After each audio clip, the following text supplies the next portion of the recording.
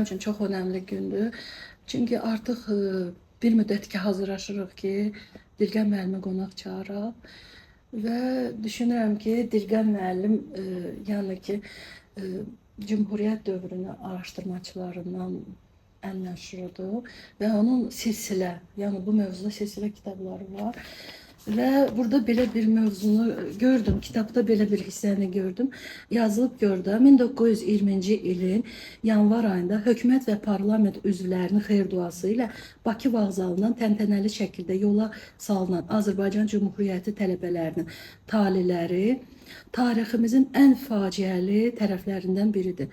Hökumət təqaüdü hesabına oxuyacaq olan bu gənclər 4-5 il sonra vətənlərinə qayıdacaq, yeni qurulan dövlətin inkişafı üçün çalışacaqdılar. Onsuz da yüksək keyfiyyətlərə malik olan bu gənclər, həqiqətən də o gənclər seçmə gəncləri idi. Yəni elə təsadüfi hər bir uşağı göndərmirdilər də, gənci göndərmirdilər. Yəni ki, bu gənclər Avropa mühitində də bələd olduqdan sonra peşəkar kadrlar kimi ön sıralarda yer tutacaqdılar. Amma təəssüf, hökumətin nə də onların planları baş tutmadı. Cümhuriyyət tələbələrinin dönüşü yarımçıq qaldı. Onların bir qismi mühacirətdə yaşadı, bir qismi repressiyaya məruz qaldı. Çox az hissəsi, çox az qismi isə bolşeviklərin məngənəsindən xilas ola bildilər. Yəni ki, bu günlərin tələbələr, sizlərin yetişdirilməsi hər birimiz üçün çox önəmlidir. Yəni bunu o Cümhuriyyət dövründə də bilirdilər və tələbələrin təhsil almağına çox önəm verirdilər. Və bu günlər mənim üçün çox hüzünlü günlərdir. Elə bütün Yunak ailəsi üçün hüzünlü günlərdir. Çünki deyərdim ki, tələbələrin təhsilində, xaricdə təhsilində çox böyük rolü olan Yunak Sabah qrupu brendini yaradan, həmçinin də ki, bu sabahdır o şüarının, məşhur şüarının müəllifi. Sabah qruplarında, sabah qrupları o ən önəmli simalarından olan Aydı xanımı itirmişik. Yəni çox gözəl dost, çox gözəl müəllim, pedaqoq idi və hətta onun bir neçə gün öncə dəfn mərasimində də, vida mərasimində də onun tələbələri gəlmişdilər, hansı ki, xaricdə təhsil alıblar. Və düşünürəm ki, necə ki, bu kitab həsr olunubdur, deməli, Profesor Abbas Zamanovun xatirəsinə. Çünki Abbas müəllim elə belə insan olmayıb və mühacirətdə olan, o mühacirətdə yaşamış bizim Cümhuriyyət dövrünün ədiblərini, həmçindəki liderlərini, tələbələrindən məktublaşan, onları toplayan, onları haqqında məlumat yazan insanlardan biri olubdur. Və düşünürəm ki, bu kitab Abbas Zamanovla həsr olunduğu kimi, mənim də bəlkə də bir rəfiqə kimi, insan kimi, həmçində bir yönəkli kimi düşünürəm ki, bu podkastımızı bizim dozentimiz Ayda Quliyeva həsr eləmiş olar. Və məncə də ki, və bütün Azərbaycan üçün, Azərbaycanın inkişafı üçün, tələbələri üçün, gəncliyi üçün iş görən insanlar hamısı ruhu şad olsun, nurlar içində yatsınlar, eləcə də Ayda xanım. Salam, qonağımız jurnalist, araşdırmacı, arxivşünas, yazıcı, müəllim, tarix üzrə fəlsəfə doktoru Dilgən Əhməddir. Həmçinin bildiyimiz qədər Dilgən müəllim Çapan nəşriyyatın baş direktorudur. Sizi xoş gördük Dilgən müəllim. Bizim yeni layihəmizdə, yeni podkastımızda bu qədər bunca işin içində hələ bizə də zaman ayırdınız, gəldiniz. Mən sizə dərin təşəkkürümü bildirirəm. Və mövzumuz çox maraqlıdır. Sizin silsilə kitablarınız var mövzumuzla bağlı. Və həmçində ki, məsələn, baxırsan ki, yəni bir çox hadisələr var ki, tarixi hadisələr var ki, onlar yaxın keçmişdə olublar da. Güya ki, bizə aydındır və s. Amma belə dərinə baxanda görürsən ki, nə qədər aşkarı ikən də bu qədər də kölgədə qalan mövzular var, müəmmalı hadisələr var və açılası o qədər belə tarixi hadisələr var. Və əlbəttə ki, bunlardan da biri bizim həm fəxarətlə, həmçinin də ki, bir tərəfdən belə necə müəyyən mənada kədərlə, yəni ki, danılmaz bizim tariximizdə rol oynayan Azərbaycan Xalq Cümhuriyyətidir və Azərbaycan Xalq Cümhuriyyətinin tarixidir və sizin də bununla bağlı silsilə kitablarınız var. Məhz Azərbaycan Xalq Cümhuriyyətinin yaranması, fəaliyyəti, süqutu ən maraqlı belə tarixi hadisələrdən biridir və bu danışdıqlarım elə bir ki, ən misaldır. Və niyə bu qədər aşkar ikən bu qədər də müəmmalıdır? Bunu sizə sual vermək istəyirdim.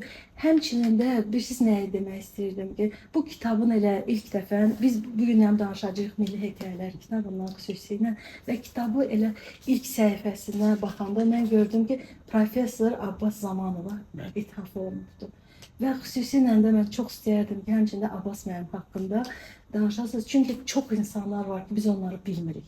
Həqiqətən də və sizə gerçəkdən də təşəkkürümüz nəyə görədir ki, siz o insanları araşdırırsınız, ya zəhməti keçən, həmin dövrü əhatə edən, orada danılmaz rolü olan insanları, şəxsiyyətləri işıqlandırırsınız. Çox sağ olun dəvətiniz üçün. Öncəliklə sizləri eləcə bizi izləyən hər kəsi Müstəqillik Günü münasibəti ilə təbrik edirəm. Bu 23 ay niyə önəmlidir? Həm də niyə tədqiqatlar bitib tükənmir? Çünki əvvəla 23 aydan sonra ilk Cümhuriyyətimiz işğal edildi və buna görə də mühacirət dövrünə çıxsaq 71 il ərzində Azərbaycanda bu mövzunu tədqiq etmək, öyrənmək, təbliğ etmək faktiki qadağan idi. Ən pis halda isə onların əleyhinə yazılar, yaxşı halda yazılar var idi ki, bəlkə kimlərsə oradan duyuq düşüb, nəsə öyrənə bilərdi. Və biz müstəqillimizin bərpasından sonra bu yola çıxdıq, yəni alimlərimiz başladılar və 35 ildir ki, Cümhuriyyət tarixi araşdırılır, saysız hesabsız kitablar yazılıbdır, şübhəsiz ki, arxiv materialları hətta təkcə Azərbaycan deyil, Türkiyə, Almaniya, İngiltərə, Amerika, yəni hər yerdən arxiv materiallar gətirilibdir, öyrənilibdir. Amma 23 ayda elə bir iz qoyulub ki, bu yenə də bitib tükənmir. Hələ də yeni sənədlər, yeni materiallar ortalığa çıxır. Xüsusən də Cümhuriyyət xadimlərinin şəxsi həyatlarından bağlı olsun, onların mühacirətə gedənlərin oradakı fəaliyyəti olsun. Bunlar daha böyük bir xəzinədir. Çünki təkcə düşünün ki, Məhəmməd Əmin Rəsulzadə təkcə mühacirətdə 35 il fəaliyyət göstəribdir. Əgər onun Cümhuriyyətdəki fəaliyyəti 2 il idisə, amma mühacirətdə 35 il, yəni böyük bir dönəmdir. Ona görə də böyük bir iz qoyubdur. Eləcə də digər bizim Cümhuriyyət xadimlərimiz hansı ki sağ qaldılar, mühacirətə gedə bildilər. Bu baxımdan mən daha çox onların mühacirətdəki həyatını öyrənirəm. Çünki Azərbaycandakı Cümhuriyyət xadimlərinin fəaliyyəti aşağı-yuxarı hər kəsə bəllidir, arxivlər özümüzdədir, tədqiqatlar aparılır. Amma mühacirətdəki fəaliyyət belədir ki, arxivlər dağılıbdır. Bəziləri tutaq ki, Türkiyə rəsmi arxivinə nəsə tapmaq olar, amma şəxsi arxivlərdir ki, bunlar çox önəmlidir. Mən bunların izinə düşərək axtarıram. Ona görə də bu tarix məndən sonra gələn tədqiqatçılar olsun, hələ 100 illərdən öyrəniləcəkdir. Çünki biz bugün burada rahat söhbət ediriksə, ilk Cümhuriyyətimizə borcluyuq. Çünki o insanlar bizə dövlət bəxş etdilər, biz o dövlətin varisiyik. Ona görə də o dövlət, o hökumət, ilk respublika bizə çox əzizdir, çox doğmadır və bir vətəndaş kimi mən bu işə başladım, sevərək başladım və həmişə də bunu davam edəcəyəm. Mən sizə təşəkkür edirəm. Amma bizə Abbas Zamanovdan da danışsanız yaxşı olar. Əlbəttə ki, deməli, Professor Abbas Zamanov uzun illər bizdə həm də Ədəbiyyat Muzeyinin direktoru kimi də fəaliyyət göstəribdir. O mənə nə üçün doğmadı? Bugün bizim gördüyümüz işləri o uzaq 60-70-ci illərdə imkansızlıqlar içərisində görməyə çalışır. Bu nə ilə bağlıdır? Düzdür, SSR-də biraz mülayimləşmə dönəmi idi, müəyyən qədər icazələr var idi. Əlbəttə ki, indi Abbas müəllim də yəqin ki, hansısa mümkün icazələr daxilində xaricdə yaşayan Azərbaycanlılarla əlaqə qurmağa çalışırdı. Və mən onun bizim Milli Arxiv İdarəsindəki Ədəbiyyat və İncəsənət arxivindəki fondunda çalışdım. İnanın ki, orada Abbas müəllimin nə qədər mühacirlə əlaqə qurduğunu gördüm. Onların başında bizim Professor Əhməd Cəfəroğlu dayanır. O həm yəni sadəcə elm adamı deyildi, eləcə də Rəsulzadənin yanında olmuş istiqlal mücahidi idi. Ona görə də 70-ci illərdə, daha doğrusu 60-cı illərin sonunda onunla yəni münasibət qurmaq böyük bir şey idi, yəni Abbas müəllim üçün. Ondan yazışdığı məktublar Bakıda da çap olunubdur. Və biz adətən məktuba mövzusu kitab alış-verişi, elmi mövzulardır. Yəni başqa cür təbii ki, mümkün ola bilməzdi. Məsələn, mən o fondda gördüm ki, Türkiyədə hindologiyanın əsasını quran Bakılı bir alim var idi, Zeynalabdin İtiv adında, Abidin İtiv kimi tanınır. Məsələn, Türkiyədə inanın ki, onun nekrolog, onun haqqında bir nekrolog yazılmışdı. Ondan başqa heç bir material mən nə qədər axtardım ki, bu insan kimlərdəndir. Sadəcə orada yazılmışdı ki, Bakıda doğulubdur, sonra İrana gedibdir, sonra Türkiyəyə mühacirət edibdir. Sən demə, Abidin İtiv Abbas müəllimlə əlaqə qurmuş. Öz həyat hekayəsini 4-5 məktubda göndəribdir. Mən ondan istifadə etdim kitabımda. Və bu kimi mühacir şair Əli Volkanla münasibət qurubdur. Bizim görkəmli dramaturqumuz sonradan mühacirətə gedən Hüseyn bəy Mirzə Camalzadə ilə əlaqə qurubdur. Sonra o illərdə bizim dəyərli alimimiz Türkiyədən Yavuz Akpınar Azərbaycana elmi iş üçün gəlib gedirdi. Onunla bağlı məktublaşmalar var. Yəni bu baxımdan Abbas Samanov fondunda çoxlu qiymətli materiallar var. Əlibəy Hüseynzadənin oğlu ilə də bağlı olsun, Səlim Turanla bağlı və sonra Azərbaycan mühacir şair bir yadıma düşür, həddindən artıq çoxdur. Və mən o fondda gördüm ki, yəni nə yaxşı ki, Abbas müəllim bunları qoyub saxlayıbdır. İkinci bir məsələ də var. Abbas müəllim həm də mühacirlərə qonaq çağırırdı.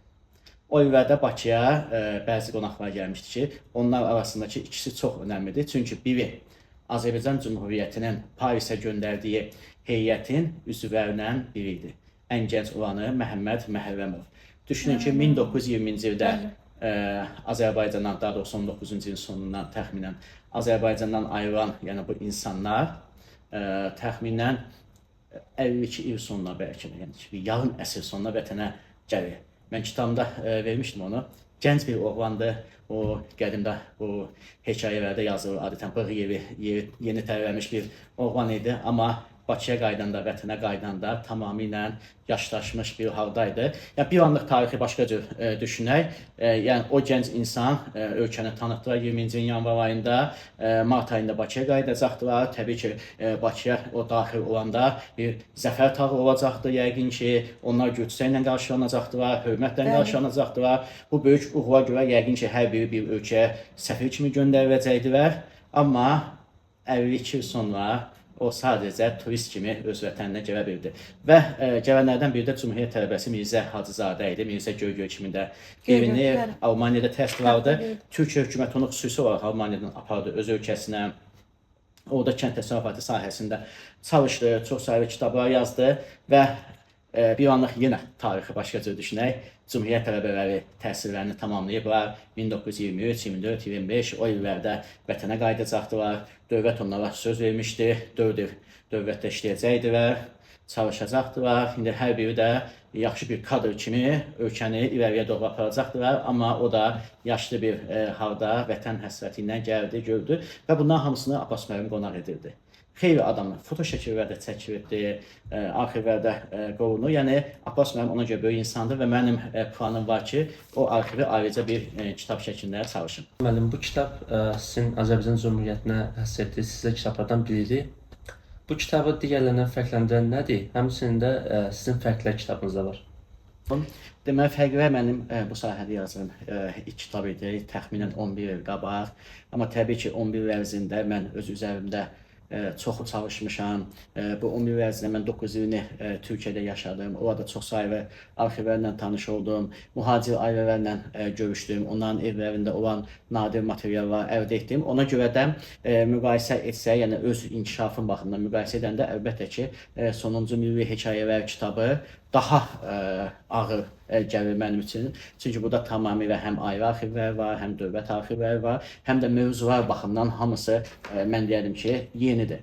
Məsələn, bayaq adını çəkdim, bizim mühacir alim Abidin İtiv haqqında ölkəmizdə yazılan ilk məqalə, ilk geniş həcmli məqalə bu kitabdadır. Eləcə də mən bu kitabda bir neçə mühacir ailə ilə görüşlərimi də qələmə almışam. Məsələn, Almaz Yıldırımın oğlu Azər Almazla görüşdüm. Onun özünün şəxsi arxivindəki atasına yazdığı və heç bir yerdə çapılmayan şeiri biz bu kitabda verdik. Mənə qismət oldu. Azərbaycan aid olmasa da bizim bir ailəmiz var, Türk ailəsi. Deməli, bizim o dönəmdə Orta Asiyada, Türkistanda qurulmuş, yəni Buxara Cümhuriyyətinin sonuncu prezidenti Osman Kocaoğlu'nun oğlu Timur Hoca ilə mən görüşdüm evində. Timur Hoca Michigan Universitetində də dərs deyibdi. Zəngin arxivi, kitabxanası var və mən ondan geniş müsahibə aldım və o da bizim orta tariximiz üçün çox maraqlıdır. Və eləcə də başqa bir neçə mühacirdən, məsələn, heç vaxt Azərbaycan haqqında Türkiyədə yazılmış balaca bir povest var. Onun adı da və Milli Hekayə Azərbaycan müşahidələrindən bir nümunə kimi gedirdi və kitabın adını da biraz da oradan götürdüm. Məsələn, çox unikal bir balaca kitabçadır. Düşünün ki, 1930-cu illərdə Türkiyədə yazılmış balaca bir povestdə Azərbaycan Cümhuriyyəti ərəfəsində olan hadisələrdən bəhs edir. Qardaş köməyi dərgisi, Azərbaycana quran qardaş köməyi, Tağıyevin adı çəkilir orada filan. Yəni bu ümumiyyətlə Azərbaycanda bilinməyən bir kitab idi. Mən o kitabın orijinal bir nüsxəsini aldım, o kitab haqqında yazdım. Yəni saysız hesabsız bu kitab əminliklə deyirəm ki, %90 yenidir. Və mən də adətən çalışıram ki, ortaya nəsə yeni məhsul qoyum. Kitab üzərində işləyəndə, xüsusilə də ki, arxiv sənədləri üzərində işləyəndə, yəni ki, çox şeylərlə rastlaşmısınız, çox sənədlərlə rastlaşmısınız və həmçinin ki, onu işıqlandırmısınız. Mənə maraqlıdır ki, məsələn, bu kitab üzərində, ümumiyyətlə də kitabların üzərində işləyəndə elə bir məqam olub ki, siz fikirləşmisiniz ki, bunu heç işıqlandırmasaq yaxşıdır. Hələ lazımdır. Və yaxud da ki, maraqlıdır mənim üçün ki, tutalım ki, biz hələ bu informasiyanı olmuş, amma informasiyanı hələ qəbul etməyə hazır deyilik. Yəni ki, qınaqlar da ola bilər, ictimai qınaq ola bilər və s. Yəni ki, hardasa qıymamısınız, amma fikrinizdə var ki, ona da müəyyən o şeylər bir müddət keçəndən sonra işıqlandıraram, amma hələ yeridir. Olubmu elə bir şeylər? Əlbəttə ki, o hər tədqiqatçı sənədlərlə işləyəndə müəyyən qədər subyektiv davana bilir. Məsələn, sənədlərdir, xatirələrdir, gözümüzün önündədir. Biz tutaq ki, baxırıq ki, burada elə bir şey var ki, tutaq ki, müəllif yanlış yazıbdır. Yəni, xatirə müəllifi olsa da yanlış xatırlayıbdır, qərəzli yazıbdır. Mən bəzən açığı, məsələn, o hissələri nöqtə qoya bilirəm və yaxud da ki, əgər məcbur olsa onu dərc etməyə, mütləq onun izahını vermək məcburiyyətindəyik. Xüsusən də mühacirət daxili o qədər qarşıdurmalar olub ki, yəni insanlıq halıdır, ağır şərtlər altında, ailəsindən uzaq düşübdür. Tutaq ki, bunlar ölkədən nazir olan, deputat olan insan gedib orada dirənçilik eləyəsi deyil. Yəni ki, hər işi özünə sıxışdırmayıblar, müəyyən maddi problemlər çəkiblər, buna görə də bir-birindən mübahisələri də olubdur, müəyyən egolar da olubdur. Adətən mən qarşıma çıxan sənədlərdə, xatirələrdə o mühacirət daxili qarşıdurmaları yazmıram. Səbəbi də var, çünki mənə görə bizim milli hekayəmiz daha fərqlidir. Onların mühacirətdəki istiqlal mübarizəsi, yaradıcılıqlar daha önəmlidir. Onların insani halı da əlbəttə ki, tarixçi önəmlidir. Amma nəzərə alaq ki, yaxşı məqama toxundunuz. Azərbaycan cəmiyyətində biraz bu stereotiplər var, yəni insanların şəxsi həyatına bağlı məsələ çıxanda sanki sosial mediada onu ucdan tutmağa, gözdən salmağa çalışırlar. Məsələn, bir nümunə Rəsulzadə niyə Poryaq qadından evləndi? Halbuki, yəni bu insanın şəxsi həyatıdır, mühacirətdə yaşayıbdır. Biz bilmirik onlar hansı şəraitdə tanış olublar, amma ona bilirik ki, Rəsulzadənin son günündə xəstəxanasında da, hətta məzara qoyulanda da başının ucunda o xanım olubdur. Yəni o qədər bir-birinə aşiq olublar, sevirlər. Yəni bunlar göz ardı edirlər, amma başlayırlar ki, niyə Poryaq xanımla evlənibdir? Yəni ona görə biz o şəxsi məsələdən bir şey yazanda o qədər bu işinə yəni qurtlar yanına çıxır, filan yanlış yerə yazanlar çıxır. Ona görə də bezirik. İkinci bir məqam var, bizim mərhum ustadımız Ramiz Abutalbov bir dəfə mənə demişdi ki, mən Ceyhun bəy Hacıbəyevin arxivinin ki, sürətini Bakıya gətirəndə, eləcə də oradan orijinal bir çox şeyləri gətirəndə, ona yazılmış sevgi məktublarını nəvəsinə qaytardım, ya oğluna mı nəvəsinə qaytardım ki, onun şəxsi dünyası olubdu, indi orada öz xanımından, bəlkə də başqası ilə biz bilmirik onu, mən də görməmişəm ki, yəni bu mənə lazımlı deyil. Həqiqətən, amma tutaq ki, Avropada bu qızıl sərvətindədir. Bəli. Yəni bir dövlət xadiminin, bir liderin, bir tanınmış adamın özəl həyatı, məsələn, çox kitablar yazılır Avropada və çox da normal qarşılanır. Amma bizdə biraz o məsələ çox problemlidir. Yəqin ki, Mən həmişə deyirəm ki, bu əmin olun ki, girişində sual verir, biz qərbli yoxsa şərqi Asiyalıyıq, biz Asiyalıyıq. Yəni bunu qəbul etməliyik, təəssüf ki.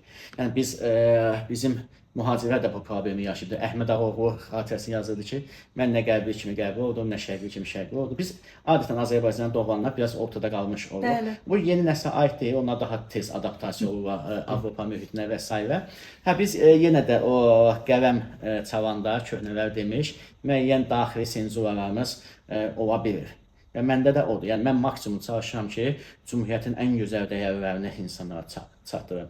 Bu şəxsiyyətlərin ən gözəl qabiliyyətlərini, işlərini insanlara çatdırım. Bu daha önəmlidir. Nəinki o arxa planda qalan şey.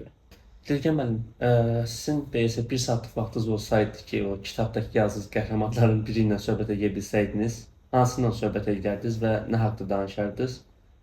Sizə görə ən qaranlıq qalan məqam hansıdır? Çox həddən artıq maraqlı sualdır. Hərdən biz də istər arxiv sənədlərini qoyursan, xatirələr yığırsan bir araya, baxırsan ki, puzzle-ın hansısa parçası tamamlanmır da. Məsələn, bunu soruşmaq lazımdır. Məsələn, mənim bu tədqiqatlarda həmişə ürəyimdə qalan bir məsələ var idi ki, bu 37-ci il repressiyasında təəssüf ki, Rəsulzadənin 24 yaşlı oğlunu güvələdilər. Bəli. Mənə çox maraqlıdır ki, Rəsulzadənin bundan xəbəri olmuşdumu? Çünki bu məsələ yəni özü heç vaxt yazmayıbdır. Eləcə də dönəmin mətbuatında, yəni sonradan onlar da jurnallar çıxardıblar, yəni 37-ci ildən sonra da orada da qeyd etməyiblər. Bilmə ehtimalını düşünürəm ki, harda ola bilərdi. İkinci Dünya müharibəsində əsir düşən insanlar ki var idi, amma onlar nə dərəcədə bu ailə haqqında bilgili idimi? Bu həmişə mənə maraqlı qalıb ki, Rəsulzadə yəni oğlunun öldürüldüyünü, şəhid edildiyini bildimi, bilmədimi? Məsələn, bunu canlı, yəni şəxsi baxımdan bunu soruşmaq istərdim, o ayrı. Amma təbii ki, bizim üçün yenə qeyd edirəm ki, önəmli, məsələn, Cümhuriyyət ideyası bu liderlərdə necə doğdu, nə zaman başladı? Təbii biz adətən əsərlərdən təqib edə bilirik, hansısa məqalədə, konferansdakı çıxışında, amma tutaq ki, biz necə ki, burada söhbət edirik, indi Rəsulzadə kaş burada oturaydı, Topçubaşov burada oturaydı və məsələn, Topçubaşovdan mən soruşmaq istərdim ki, məsələn, Amerika prezidenti ilə Woodrow Wilsonla, yəni ki, böyük bir şəxsiyyət, yəni dünyanın tarixini həll edirdi o masada, Parisdə oturdu və bunların imkanı oldu ki, ondan görüşdülər. Ki, yəni, o görüş necə keçdi? Nələr danışdınız, şəxsi nələr baş verdi, sizə reaksiyası necə idi, siz danışanda gözünü necə hərəkət etdirirdi filan, onu necə təsirləndirdiniz? Çünki o qədər Wilsonu təsirləndirib bəlkə bizimkilər. Woodrow Wilson sonra 2 dəfə bu görüşdən bəhs edirdi. Biri seçki kampaniyasında, biri də yenə insanların qarşısında və deyib ki, mənimlə dünya dilində, demokratiya, hüquq dilində danışan insanlar gəlmişdir. Mən heç xəritədə bilmirdim onların ölkəsi haradadır. Yəni, elə bir şəxsiyyətlər idi. Mən ona görə də bu kimi mövzular çox istəyərdim ki, canlı şəkildə soruşaq. Düzdür, bəzən o süni intellektdən bəzi hazırlayır, mən onu çox qınıyıram əslində. Çünki bir neçəsi mən izlədim. Xoş olmayan, subyektivliyə yer verilən, onların dilindən olmayan sözlərin səsləndirilməsi doğru bir şey deyil. Yəni, biraz bu süni intellektdə etik kodekslə əməl vermək lazımdır. Bu qədər bizə informasiya verdiyinizə görə çox təşəkkür edirəm də. Həmçində biz necə fürsət deyib belə bir sual vermək istəyirəm. Bilirəm ki, məsələn üçün siz həm də arxiv fotolarını toplayırsınız. Sizin artıq kolleksiyanızda var. Və məni maraqlandıran odur ki, hər o foto şəkillərdə, yəni indiki zəmanə kimi deyil də, harda gəldi, selfie edir, neydi. Evet. Amma həmin o fotoların, o qədimi əski fotoların hamısının arxasında böyük bir tarix yatır. Və mənə maraqlıdır ki, məsələn, siz o araşdıranda, məsələn, ən diqqətinizi çəkən, ən sizin müəmmalı qalan və yaxud da ki, sizin çox diqqətinizi çəkən hansı foto şəkli olub ki, məsələn, o foto şəklin arxasında böyük bir tarix var. Əməli başda, yəni ki, siz onun haqqında böyük bir nəsə danışmaq olar da, yəni ki. Əlbəttə, mənim arxivimdəki hər sənədin, hər məktubun, foto şəklin mənim üçün qəribə bir emosiyalar var. Yəni, bir anlıq düşünün ki, məndə tutaq ki, Əli Bəy Hüseynzadənin 1906-cı ildə yazdığı bir məktub var. İstanbulda birinə yazırdı ki, sənin şeirini Həyat qəzetinə verdik. Bir anlıq təsəvvür edin, Əli Bəydir, oturubdu, masada onu yazıbdı, zərfin içərisində qoyubdu, göndəribdi və Əli Bəyin toxunduğu yazdığı indi sizin şəxsi arxivinizdədir və baxırsınız. Digər tərəfdən tarixi videolarda şəkil çəkdiriblər. Təbii ki, indiki kimi çəkən kimi baxmaq imkanları olmayıbdır. Heç bilməyiblər yaxşımı düşüb, pismi düşübdür. Və onu gediblər studiyaya aparıblar, orada onu yuyublar. Yəqin neqativdən çıxarma prosesi bəlkə də 5 gün sürübdür. Sonra gəlibdir, baxıbdır, xoşbəxt olubdur. İndi biz bir neçə nüsxə çıxardıbdır. Ondan bəlkə də bir nüsxədir, bəlkə də 2 nüsxədir. Və o fotoşəkil, məsələn, məndə var, tutaq ki, bir cümləət xadiminin digərinə imzaladığı fotoşəkil və yəni o bizə Sovet Azərbaycanda da son illərdə bir xatirə var ki, insanlar bir-birinə şəkillərini hədiyyə edirdilər. Yəni ki, hansısa bir yerdə imzaladığı şəkil bu gün sizin arxivinizdədir. Qəribə duyğular bəxş edir insana ki, onlar artıq başqa bir yerdə həyat yaşadılar, öldülər, dəfn etdilər, amma arxivlər qaldı, gəldi və bu gün mənim arxivimdədir. Məndən sonra hara gedəcək? İnşallah yaxşı bir yerə gedər, xəyalımız muzey açmaqdır. Və bu şəkillər təbii ki, mən sərgilər keçirdəndə hər dəfə yenə də dəfələrlə baxıram şəkillərə. Deməli, ən çox mənə qəribə gələn, bəzi də həm də xoşbəxtlik bəxş edən bir fotoşəkil var. 20-ci ilin mart ayının 20-sində, Novruz günündə bizim Tehranda Azərbaycan Cümhuriyyətinin səfirliyinin açılış fotoşəkilidir. Və orada bir tərəfdə Qacar dövləti nümayəndələri, bir tərəfdə bizim Cümhuriyyətin təmsilçiləri, mərkəzdə səfirimiz Adilxan Ziyadxandır, birisi Cavad xanın nəslindəndir və şəklin arxasında da əskər rəhbərinə qeyd yazılıbdır ki, Azərbaycan bayrağı Qurani-Kərimin altından getirilərək səhnəyə gəldi və s. İndi bunun nəyi önəmlidir? Bilirik ki, Azərbaycan adına qarşı Qacar dövlətində qəribə bir qıcıq var idi ki, Azərbaycan bizim əyalətimizin adıdır və siz bunu adı götürə bilməzsiniz. Qəzetdə o qədər məqalələr yazmışdılar ki, Rəsulzadə onlar o qədər Azərbaycan qəzetində digər yerlərdə cavab vermişdi və nəticədə Azərbaycan hökuməti elə bir siyasət yeritdi ki, Qacar dövləti bu adı da tanıdı, hətta hökuməti de jure şəklində də tanımağa qərar verdi. Düzdür, imzaların atılmağına fürsət qalmadı təəssüf ki, amma faktiki de jure tanınacaqdır. Yəni həm də bir zəfərin təntənəsidir. Yəni ki, artıq Tehranda da səfirliyimiz açılır, orada da Azərbaycan var, hətta o şəkildə başlarının üstünə xalçadır, xalçada Azərbaycan bayrağı da açılıbdır və 20-ci mart ayı Novruz günü bilirsiniz, Cənubda yeni ilin başlanğıcıdır. Bu baxımdan qəribə bir fotoşəkil kimi mənə gəlir. Yəni o anı bir anda gözümdə canlandırmağa çalışıram ki, yəni bayrağımız Quran altından keçirilir, gətirilir, təqdim olunur. Yəni bu baxım çox önəmlidir. Yəni hər fotoşəklin təbii ki, mənim üçün hekayəsi var, amma mənə desəniz ki, ümumiyyətlə mənim arxivimdə deyil, Cümhuriyyət tarixindəki ən qiymətli foto hansıdır? Buna mən bir mənalı cavab verərəm ki, yenə 20-ci ilin martın 14-də bu binadan çox da uzaq olmayan yerdə Filarmoniya ilə üzbəyiz bizim Xarici İşlər Nazirliyinin olduğu bina var. İndi Xoyskinin barelyefi var. Bütün tanınmanın şərəfinə Avropada, yəni qalib dövlətlər tərəfindən Cümhuriyyətin de facto tanınmasının şərəfinə hökumət, parlament üzvlərinin toplu bir fotoşəkli var.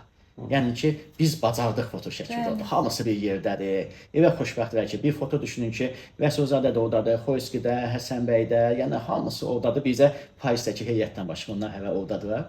Yəni o qədər xoşbəxt fotodur ki, yəni ki, amma təəssüf ki, cəmi 2 ay sonra bu xoşbəxtlik sönür.